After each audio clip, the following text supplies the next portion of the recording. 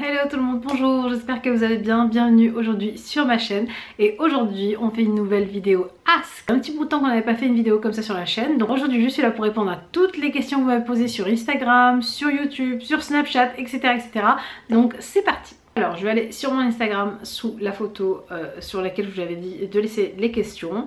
Donc il y a eu pas mal de questions et pas mal de commentaires. On va commencer par Hafsa à Alger qui me dit: coucou ma belle Asma, ton prochain voyage Inch'Allah. Mon prochain voyage c'est un petit secret, un petit projet qui se met en forme petit à petit. Là j'espère que ça va se concrétiser, mais je vous en parle bientôt. Et de toute façon si j'y vais je vous emmène avec moi. Sinon le prochain voyage tout de suite, je crois qu'avec les enfants c'est Disneyland, faut pas leur dire. Donc on les amène à Disney bientôt, dans quelques jours, et je pense que ça va leur faire la big surprise. Emma 209 qui nous dit: est-ce que tes enfants parlent l'arabe? Alors ça je vous l'avais... c'est des questions de toute façon la plupart du temps qui reviennent à chaque fois. Mes enfants ne parlent pas arabe couramment, quelques mots, mais vraiment très rapidement. C'est moi qui leur parle, donc on va dire plus français qu'arabe, mais quand je leur parle arabe en fait ils comprennent, donc ils comprennent mais ils parlent pas facilement. Il y a 0707 qui me dit: tu as fait quoi comme études? Alors ça pareil, je vous en avais parlé beaucoup et plusieurs fois même répondu. Pour celles qui arrivent toutes nouvelles, bienvenue d'ailleurs. Alors j'ai fait en fait j'ai eu un bac littéraire. Tiens, le soleil qui se lève, ça fait du bien. En fin de journée, d'accord. Bon, j'ai bien choisi mon moment pour filmer. Alors, j'ai fait des études littéraires, j'ai eu un bac littéraire, je suis allée à la fac de lettres, j'ai fait 2 années et demie je crois de fac de lettres, en DUG langue étrangère appliquée, italien-anglais. Ensuite j'ai fait un DUG arabe et finalement en fait j'ai rien validé, je suis sortie de la faculté, j'arrivais pas en fait à m'en sortir seule avec mes notes etc. Enfin voilà quoi, c'était pas mon truc. J'aurais préféré peut-être aller sur un BTS. Il n'en est que je me suis un peu cherchée, j'ai fait aussi ensuite un BTS action commerciale en alternance que j'ai pas terminé, et finalement au bout d'une année de recherche je me cherchais vraiment. J'ai continué avec un CAP d'esthétique que j'ai passé en une année puisque j'avais déjà mon bac, et après j'ai été donc esthéticienne en 2004, après j'ai travaillé en parapharmacie etc. Voilà donc mes études. Ensuite une question de Imen Chanel, je pense que vous la connaissez, c'est une youtubeuse elle aussi, qui me dit: hey ma belle, j'espère que tu te portes bien, j'ai 2 petites questions pour toi. Ton plus gros regret sur YouTube si tu en as, et ton plus beau projet. En attendant reste comme tu es et à très vite sur Paris. Alors mon plus gros regret sur YouTube, c'est pas vraiment de très gros regrets, mais c'est d'avoir mis en avant en fait certaines marques qui m'ont déçu par la suite, certaines personnes surtout qui m'ont déçu derrière ces marques là. Sinon le plus gros projet, le plus beau projet que j'ai pu faire, mon plus beau projet je pense que c'est d'avoir lancé ma marque en fait, d'avoir fait mes petites vidéos de lancement, mes collections etc. Je crois que c'est ça. Fouzia Out qui me dit: comment tu apprends l'anglais? Alors j'ai appris l'anglais à l'école déjà, et j'étais assez bonne à l'école en anglais, et puis après à force de le travailler, quand je pars par exemple en voyage ou quand je regarde une série ou voilà. Mais sinon la plus grosse partie oui c'est grâce à l'école que j'arrive aujourd'hui à parler anglais, heureusement. Alors Nesmu qui me demande: pourrais-tu aller vivre définitivement en Tunisie? Définitivement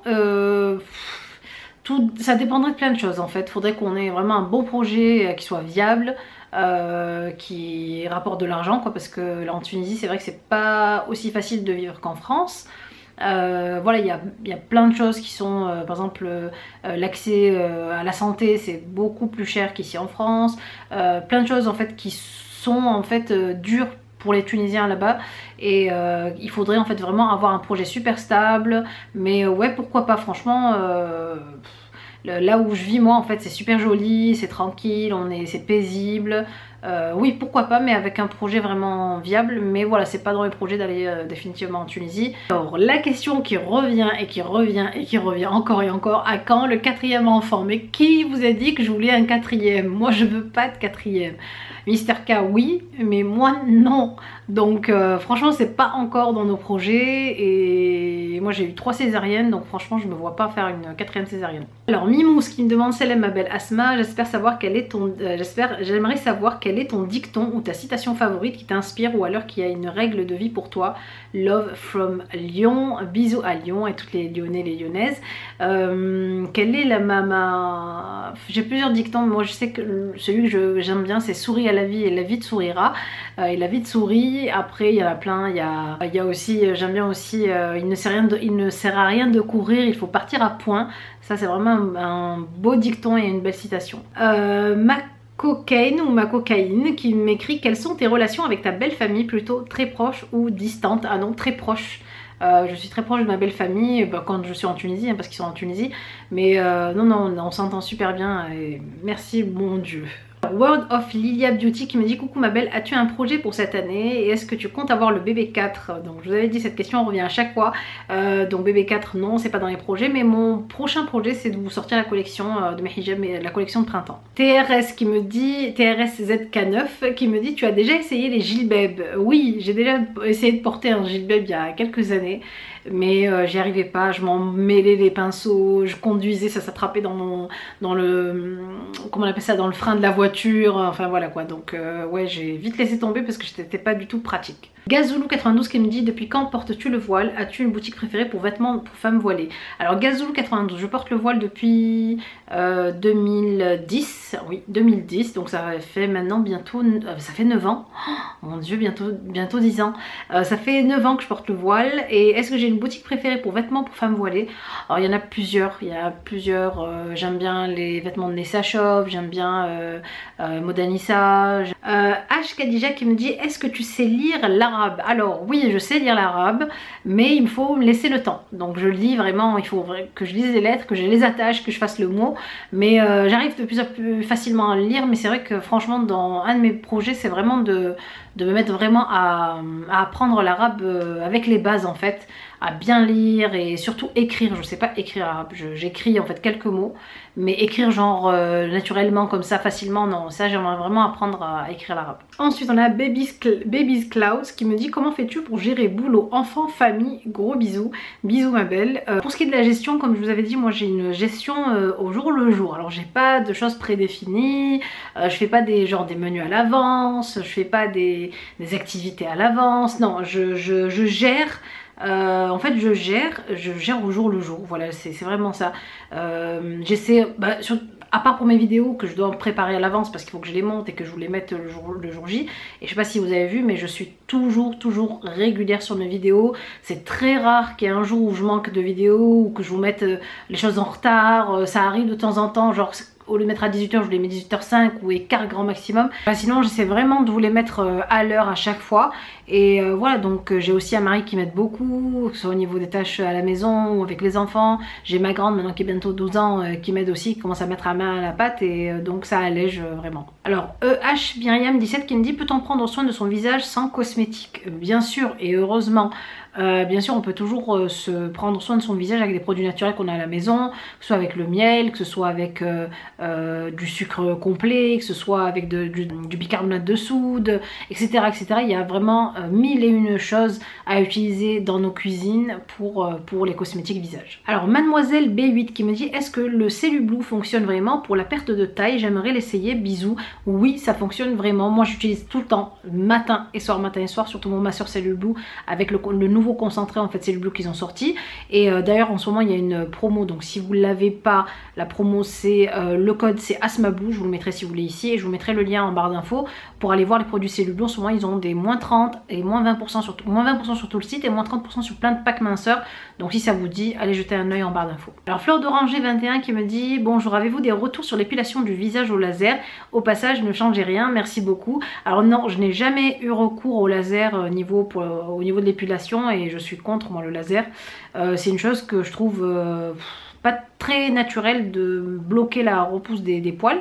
Donc voilà, je sais pas comment la peau peut réagir sur le long terme une fois qu'on a genre 40, 50, 60 ans. Donc je préfère pas tester. Quel conseil donnes-tu aux personnes qui galèrent à avoir le permis de conduire? Alors, le permis de conduire, ça me rappelle des anecdotes. Moi j'avais passé le code, je l'avais eu d'un coup, et le permis je l'ai eu en la deuxième fois en fait. La première fois j'ai conduit et je me suis arrêtée à un stop, mais je me suis arrêtée au stop et je suis partie, mais comme il y avait un muret, il fallait que je regarde avant et je peux regarder. Donc du coup bah, il m'a fait descendre, il m'a dit mademoiselle derrière. Et du coup j'ai repassé une deuxième fois et là je l'ai eu. En fait il faudrait... moi je me suis entraînée beaucoup avec une voiture que mon père m'avait achetée avant, donc il ne faut pas le dire. J'avais pas de permis mais je m'entraînais dans un parking. Donc si vous pouvez conduire un peu avec genre quelqu'un qui est avec vous et qui sait conduire, pourquoi pas dans un endroit vraiment vide où il n'y a personne. Alors, donc là, on passe maintenant aux questions sur Snap. Coucou Asma, je te suis voilà depuis quelques années et j'admire la femme que t'es, machallah, merci beaucoup. Ça c'est Rifia Naha, t'es magnifique, une femme avec un grand cœur, merci beaucoup et bravo pour ta perte de poids. Tu fais une activité sportive avec ton rééquilibrage alimentaire et tu as perdu combien en combien de temps? Alors oui, je fais en fait une activité sportive, donc j'essaie de faire du sport 3 fois par semaine, à raison de 30 à 40 minutes, voire même 45 minutes par jour, par séance, où je fais des hits en fait, les hits, donc HIIT, c'est vraiment du sport en fait à dose très concentrée, genre à haute dose mais en un temps très serré, c'est-à-dire 30 secondes de sport très intensif avec 30 secondes de repos, etc.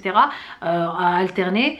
Sinon des fois je peux faire du vélo d'appartement, je fais de la marche, beaucoup de marche à l'extérieur et avec donc à côté donc une alimentation quand même assez saine pour bien sûr équilibrer tout ça. Ensuite Salam Asma, je voulais savoir s'il te plaît ta méthode pour apprendre la propreté à tes enfants.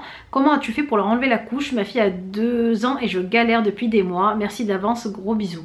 Alors ça franchement je sais pas, alors il faudrait que je me rappelle de comment j'ai fait. Donc à chaque fois en fait je choisis quand il fait chaud. Alors je fais pas ça pendant l'hiver parce que franchement l'hiver c'est la catastrophe, on est dans les appartements, voilà les enfants sans culotte quoi que ce soit, ben, c'est pipi partout et même caca partout, des fois ça arrive quand ils veulent apprendre quoi, parce que vous êtes obligé de leur enlever la couche, ça sert à rien de leur enlever la couche, de leur mettre la couche la journée si vous voulez leur apprendre à faire au pot. Ce que je fais c'est que quand je pars en vacances en Tunisie ou même quand je suis en vacances, même si vous partez pas en vacances, hein, mais j'essaie de le faire l'été parce que l'été c'est facile, y a pas, on a enlevé les tapis, moi je sais que l'été j'enlève mes tapis d'hiver, donc voilà c'est sur le sol, même si c'est fait sur le sol on peut essuyer.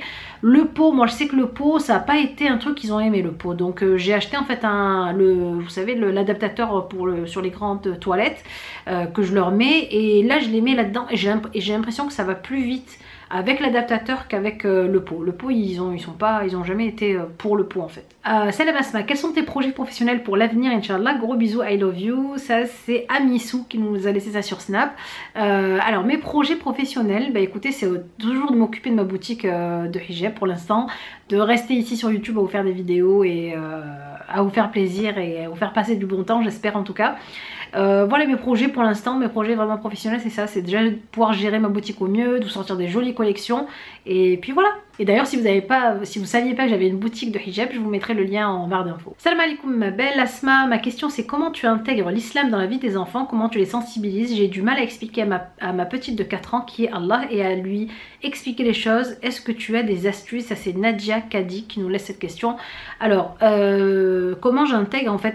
Bah écoutez tout simplement en fait, je ne leur fais pas de leçons, je ne leur fais pas de genre de journée où je leur parle que de ça en fait, naturellement vu que moi en fait dans ma journée quand je mange je dis bismillah, donc ils entendent et ils répètent, quand je finis de manger je dis alhamdoulilah, donc ils entendent et ils répètent, et même moi je leur dis qu'est-ce qu'on dit, donc eux ils répètent derrière moi, et qu'est-ce qu'on dit quand on finit, alhamdoulilah, donc ils finissent, et même quand je les vois commencer à manger qu'ils l'ont oublié, je dis est-ce que vous avez dit bismillah, donc ils le disent, alors quand ils commencent à grandir après ils me demandent maman qu'est-ce que c'est, donc je leur explique. Et voilà, par exemple, dans les occasions, comme par exemple quand il y a Noël à l'école, ils savent pas pourquoi eux ils font pas Noël, ils ont pas de sapin à la maison ou pas de cadeau, c'est l'occasion de leur expliquer. Mais sinon je suis pas là tous les jours à leur dire bon voilà, alors la religion c'est ça, nous c'est ça, mais voilà, quand il y a des moments qui, par exemple comme ma grande qui commence à grandir, qui a 11-12 ans, quand voilà par exemple elle va au collège, qu'elle voit des choses et qu'elle me dit maman il y a ça, je lui explique par rapport à nous, à notre religion, comment ça doit être perçu et comment on doit réagir, etc. Mais c'est vraiment quand les occasions se présentent. Skinfy sur Snap qui me dit salam ma belle, qu'Allah te préserve, merci. Quelle a été l'épreuve la plus dure pour toi jusqu'à maintenant? Bisous. L'épreuve la plus dure pour moi, ça a été mon divorce, je pense. Hein, ouais, à part cette épreuve-là, j'espère ne pas en vivre d'autres plus dures. Mais ouais, je crois que ça a été mon divorce. Ça a été vraiment ça. Ça a été des temps durs au début. Puis après, bon, rapidement, ça s'est passé. Mais c'est vrai que le divorce, ça reste toujours quand même une expérience assez dure dans la vie d'une femme ou même d'un homme hein, en général. Salam alaikum ma belle, wa alaikum salam ma belle, Benba Myriam qui me dit j'espère que tu vas bien. Souleyman a bien grandi, machin, il est est tout mignon, merci. J'aimerais te poser une question. As-tu perdu du poids après ta grossesse? Si oui, combien? Si oui, comment s'il te plaît? Barakallahu bonne journée sous la protection de la Azza wa Jal. Merci beaucoup ma belle. Alors, j'ai perdu du poids après ma grossesse. J'en ai perdu, j'en ai repris, j'en ai perdu, j'en ai repris. J'ai fait le haut comme ça, à tout va. Et là, je me reprends vraiment en main. J'espère vraiment perdre tous mes kilos de grossesse, vraiment. Parce que là, chaque année je dis ça et chaque année, ben, je commence et je m'arrête. Là, je suis à moins 6, presque 6,5, 6,5 kg. Donc je suis contente quand même de mon petit bout de chemin et je compte continuer.